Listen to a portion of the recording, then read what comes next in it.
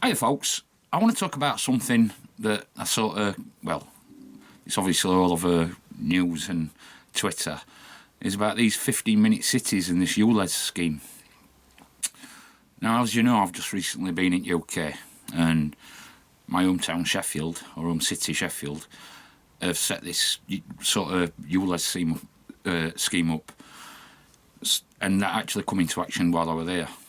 So basically, if you've got an older car that doesn't fit the narrative, you can't drive through city, or if you do, you have to pay £12 or something like that. I'm not sure exactly how much it is in Sheffield.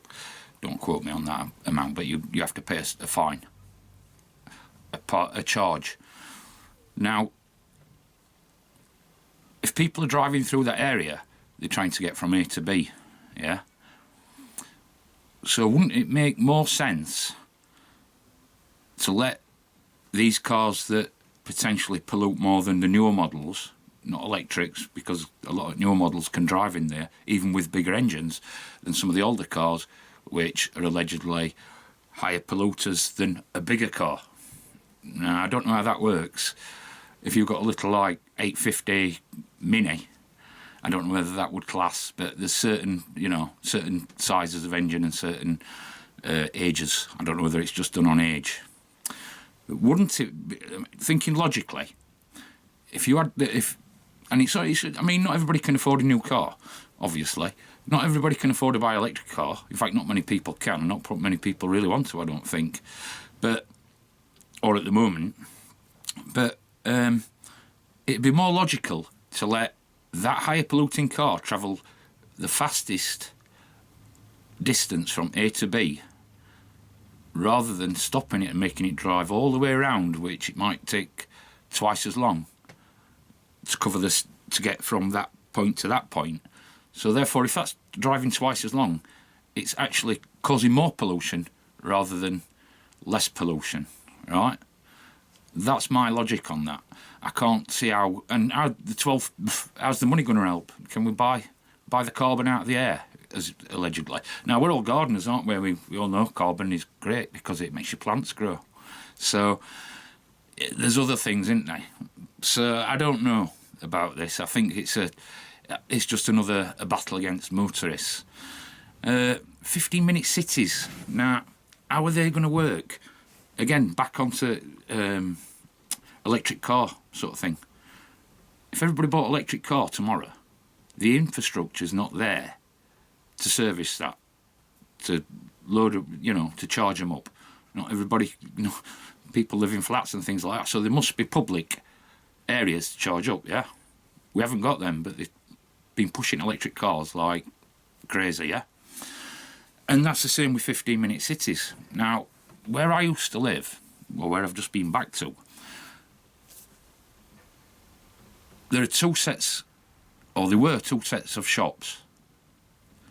Like, within 10 minutes walk from me, because that's where I was getting my shopping from one side.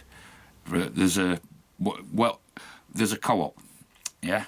And there used to be a Spar, but that's gone.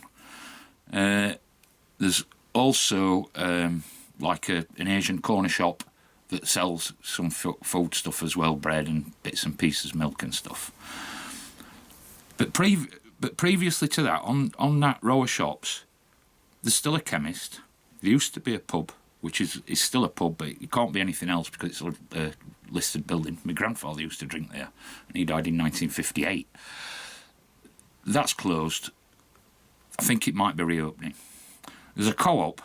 There's two sets of hairdressers. Two. Gentlemen from far away.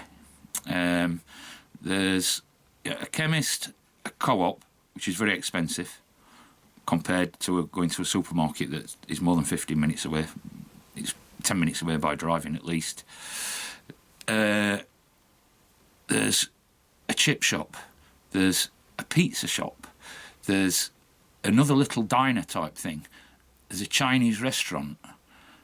There's a nail salon. But previously there was a butcher's, there was a There wasn't a baker's on that side, but there was a greengrocer's. There was a chip shop. There's always been a chip shop down there, and a post office. The post office has gone from there now as well. So there's no infrastructure, and the shops down there, comparatively to say a supermarket, are about 10-15% more expensive.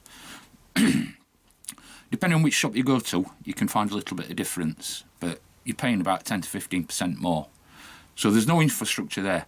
Now the other shops, which are about the same distance to walk, it's just if I were to come out of the house, I would turn right to go to one set of shops and turn left to go to other set of shops, because it goes round like that and down, and the streets in between, there's a set of shops there. Most shops on this area are derelict. There is, again, a little Asian supermarket type thing, again, not cheap, compared to a supermarket, which would be, again, far away. But the rest of the shops are closed up. The bakery that used to be down there used to be fantastic. That's gone. It's all boarded up. It's vandalised. There's spray paint all over and everything like that. I think there is another chip shop down there, and this Asian shop. That's the only thing I can remember that's still down there.